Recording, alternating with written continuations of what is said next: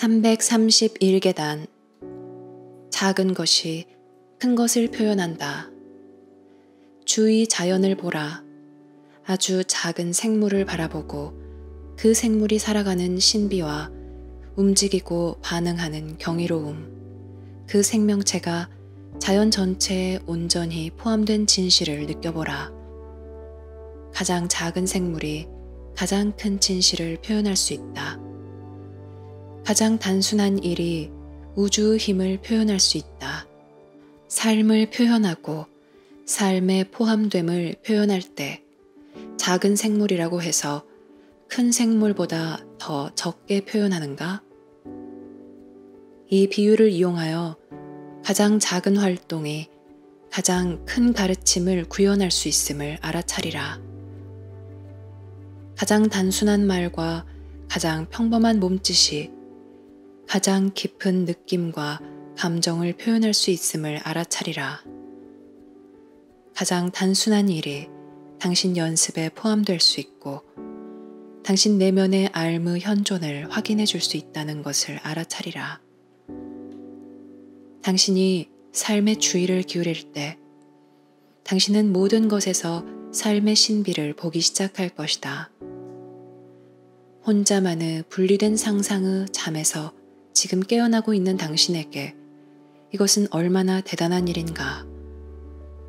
삶의 신비가 당신에게 영감을 주고 당신을 부를 것이다.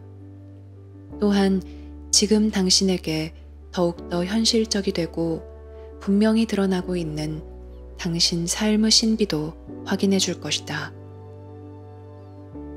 당신은 자신이 작게 느껴질지 모르나 큰 것을 표현한다. 당신은 큰 것을 표현하기 위해 크지 않아도 된다. 왜냐하면 큰 것이 당신 안에 있고 그 큰 것에 비교하면 당신의 육체적 내개체는 작기 때문이다.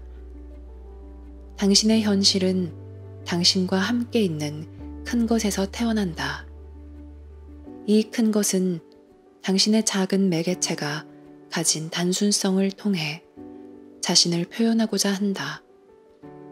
이렇게 표현될 때 당신은 큰 것에서 태어나 작은 것을 통해 일한다는 것을 이해한다. 그럼으로써 당신은 작은 것이 큰 것을 표현해야 하는 이 둘의 관계를 부정하지 않을 것이다. 작은 것은 자연스럽게 그렇게 할 것이다. 작은 생물이 큰 것을 표현하려고 노력해야 하는가? 그렇지 않다. 그저 큰 것이 작은 생물을 통해 표현할 뿐이다. 이처럼 살면서 당신 삶이 당신에게 작아 보이는 순간이나 분리되고 갇힌 것처럼 보이는 순간조차도 큰 것은 항상 당신과 함께 있다. 그러므로 작은 것은 활용되고 인정받으며 존중받고 축복받는다. 그러면 자신을 비난하거나 미워할 기반이 없어지며 큰 것과 작은 것이 모두 가치를 인정받게 된다. 왜냐하면 큰 것과 작은 것은 모두 함께 있기 때문이다.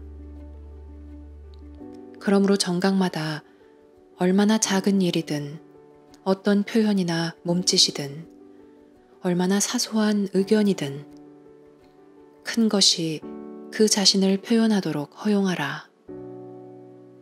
두 차례 깊은 연습 시간에는 당신 내면에 있는 큰 것에 다시 다가가라.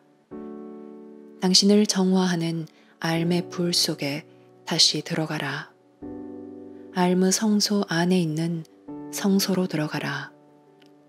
여기서 당신은 큰 것을 온전히 만난다. 이것은 모든 형상 너머에 있다.